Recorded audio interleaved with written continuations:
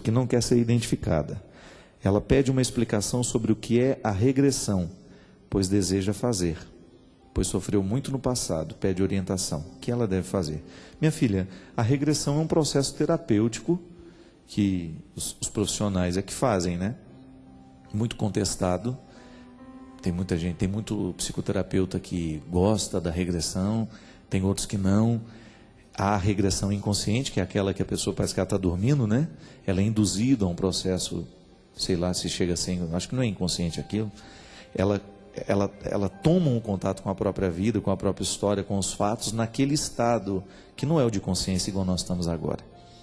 Então ali, segundo essa perspectiva, eles acreditam que muitos traumas são curados, porque a pessoa chega a um nível de reflexão, de contato com aquela realidade que conscientemente ela não tem coragem de chegar por causa dos medos, os bloqueios que o próprio fato causou dentro dela.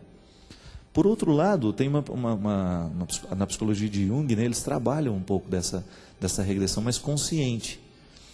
Em Recife, há uma psicóloga muito amiga minha, Margarida Félix, uma das mulheres mais inteligentes que eu conheci na minha vida.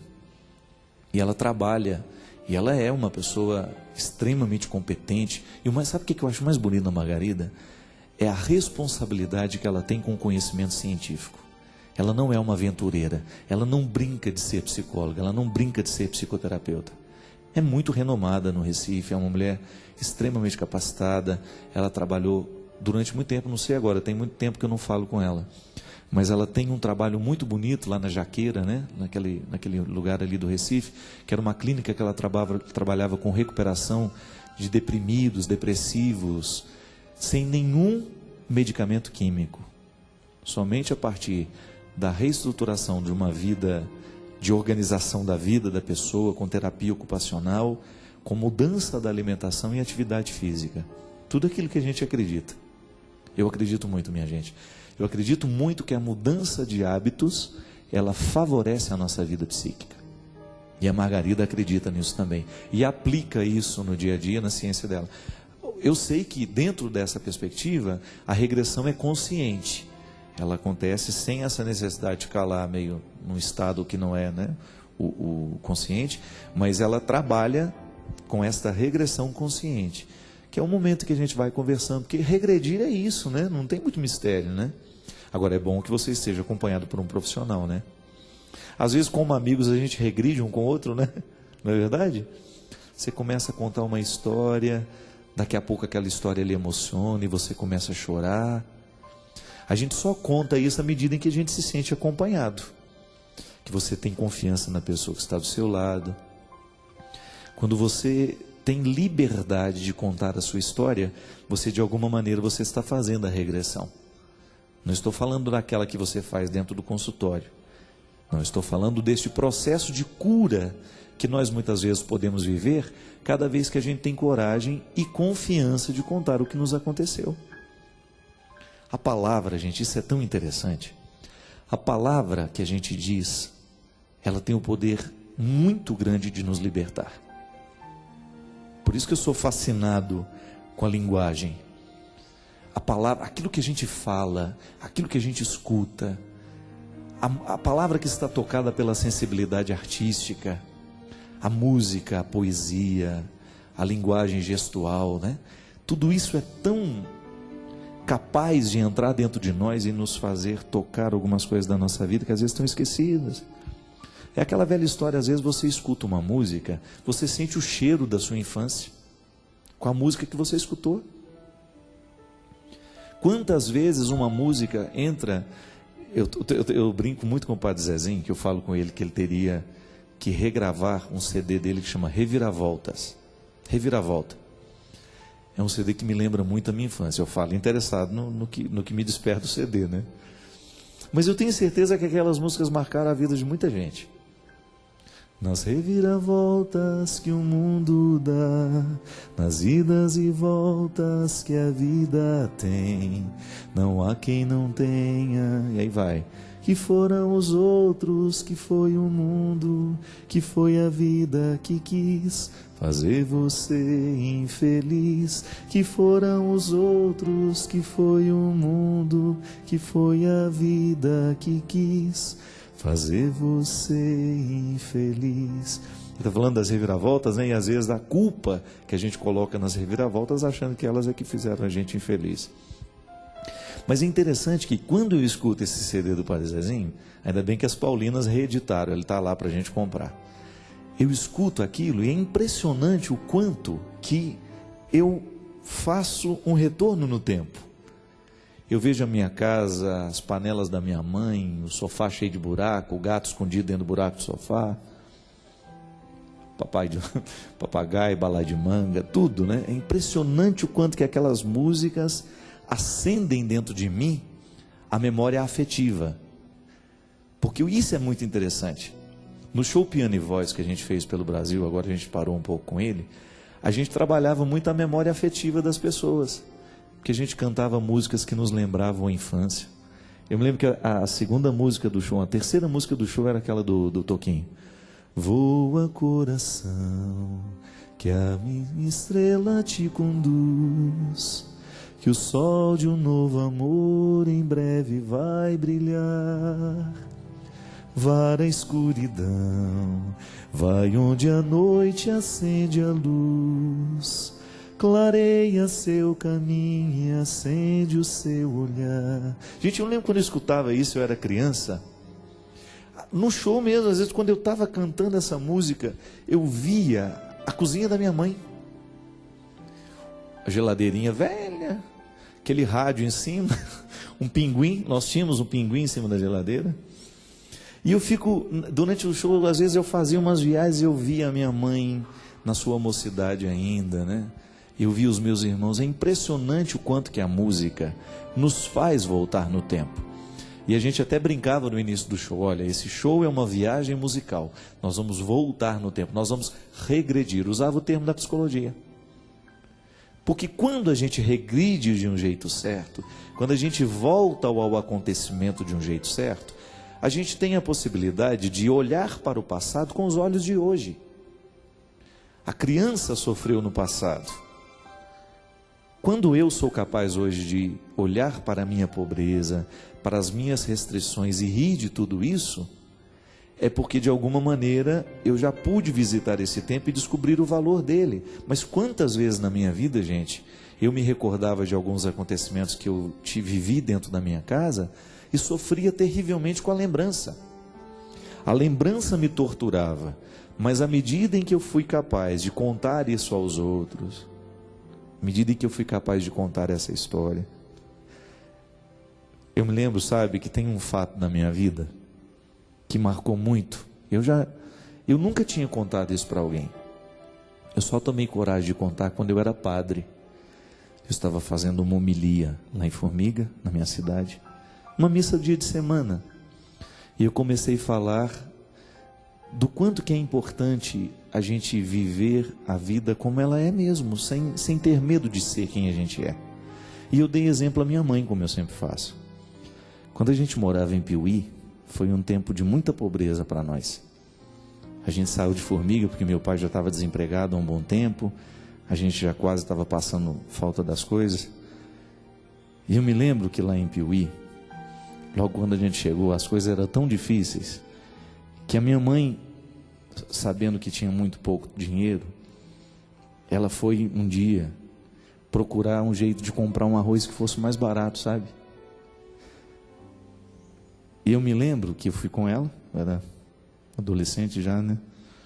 E aí quando nós chegamos, ela não foi ao supermercado, porque não tinha dinheiro para comprar no supermercado. A gente foi naquilo que a gente chamava de máquina de arroz, já viu isso? Que é o lugar onde faz o ensacamento do arroz, tira a casca e faz o ensacamento. E ela perguntou assim, qual é o arroz mais barato que o senhor tem aqui? E ele começou a mostrar, né, um monte de arroz. Uns era mais pedra do que arroz. E aí ela viu um bem miudinho, né? Aí ela falou assim, ah não, aquele ali está num preço bom, o senhor pode me dar 5 quilos dele. E aí ele falou assim, isso é para a senhora dar para os porcos? E aí eu vi assim na minha mãe uma coragem, sabe? Ela olhou bem para ele e falou assim: não, é para nós comermos mesmo. E eu vi que ele ficou desconcertado com a coragem dela de ser pobre, né? De não ter medo de assumir que ela não tinha dinheiro para comprar o melhor arroz, mas que ela queria comprar o que ela pudesse. E ela honestamente dizia: não, é para nós comermos mesmo. Eu fiquei com uma vergonha danada na hora que ela falou aquilo, né? Eu acho que se fosse eu, não, é para os porcos mesmo. E eu achei bonito o gesto dele, porque eu vi que ele ficou emocionado com ela. Eu vi que ele ficou tocado pela honestidade dela. Aí ele colocou os 5 quilos que ela tinha pedido. E aí, na hora que ele entregou o pacote, ele falou assim: só um minutinho, só um minutinho. Aí ele pegou um outro pacote menor e pegou no lugar onde tinha o melhor arroz e colocou assim umas 2 conchas daquela para ela. Engraçado que eu só tive coragem de contar isso uns 20 anos depois de ter vivido. Porque eu me recordo, minha gente, que eu chorava muito de recordar essa cena. Eu não chorava de dó de mim, não.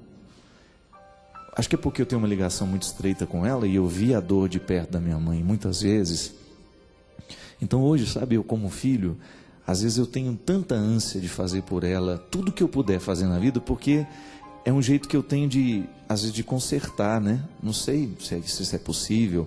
Eu não tenho como entrar no coração da minha mãe e curar a infância doída que ela teve, a pobreza extrema. Mas o que eu sei é que no momento em que eu contei aquela história dentro da igreja, eu me senti tão livre.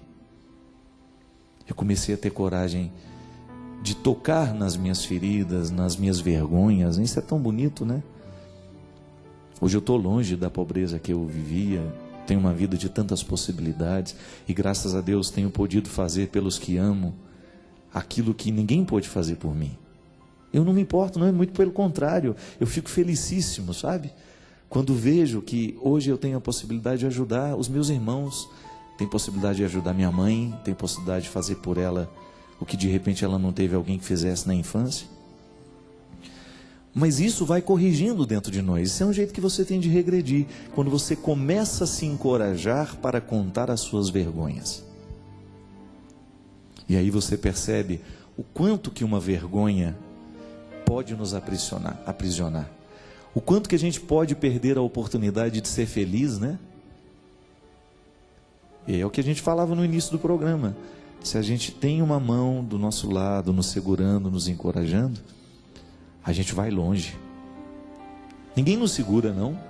Basta a gente estar bem assessorado, bem aconselhado e nós vamos superando. Então, minha filha, às vezes antes de procurar uma ajuda psicoterapeuta, de regressão, de você, quem sabe você aprenda a se reconciliar um pouco com a sua história. A gente ter coragem. Eu recebi essa semana, né? Vai ao ar no dia 4 de abril. Eu fiz parte daquele programa Homenagem ao Artista, né? Que o Raul Gil faz. Aí eu estava, na hora que eu entrei naquele palco, que eu sentei naquela poltrona, né? Uma poltrona que já sentou tanto artista importante ali, né? Eu fiquei lembrando, né? Falei, meu Deus, o que eu estou fazendo aqui, né? Lembrar da minha história, lembrar de tudo o que foi a minha vida, o lugar onde eu nasci. Gente, eu não tinha oportunidade nem de estudar. Eu não tinha. É impressionante o quanto que Deus fez acontecer dentro do meu coração, tantos sonhos que eu não cheguei nem a sonhar. Se eu falar para você que um dia eu sonhei que eu estaria naquela cadeira, é mentira, eu nunca sonhei isso.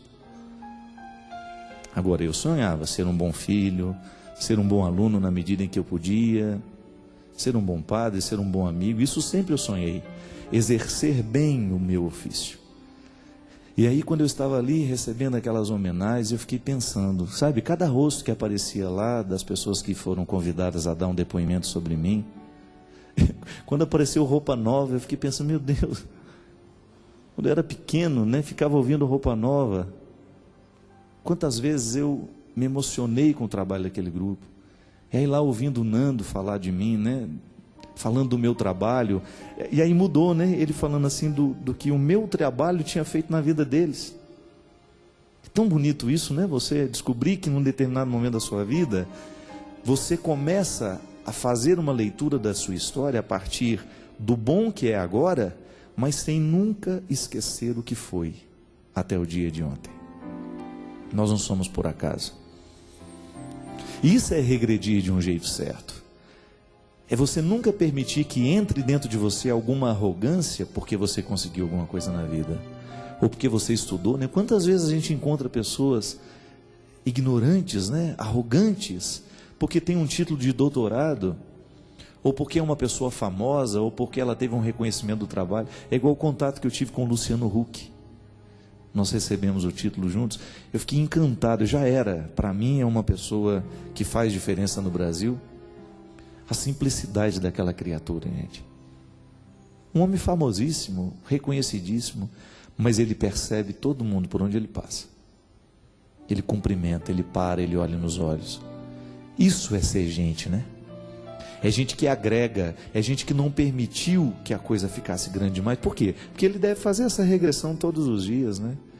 Ele deve olhar para a história dele, muito embora ele tenha nascido um menino rico, com muitas possibilidades, mas ele olha para a vida de quem está do lado dele e ele vê que o processo humano não precisa ser assim. E que quanto mais autoridade tem uma pessoa, maior tem que ser a simplicidade dela no trato com as pessoas, no trato com os outros, né? Você viver esse processo bonito de você saber que quando você olha para o seu passado, você sabe valorizar melhor o seu presente. E que olhar para este passado tem que ser olhar de um jeito honesto. É o que Jesus fazia. Eu fico fascinado, sabe, com a capacidade que Jesus tinha de fazer a pessoa olhar para o passado sem condenação. Não, não é para ser condenado. Olha para a história que você viveu para que você tenha condições de viver bem agora. É igual confessar. Quando a gente vai se confessar, a gente vai para contar os pecados do passado, né? Não tem como estar pecando naquela hora, né? A não ser que você esteja mentindo demais para o padre. Mas a gente vai, a matéria-prima é o passado. E a gente conta, olha, padre, eu errei, papapá, papapá. Mas o olhar que a gente lança sobre esse passado não é de condenação, minha gente. É de reconciliação. A boa confissão é aquela que faz a gente olhar para o passado para administrá-lo de um jeito novo. Olhar para aquilo que a gente fez de errado, mas para a gente ter a possibilidade de corrigir agora. É por isso que é libertador. Receber a confissão, viver o sacramento da confissão, é reconciliador por causa disso. Porque a gente joga fora o que não valeu a pena e a gente continua a partir de agora, de um jeito novo, é a possibilidade.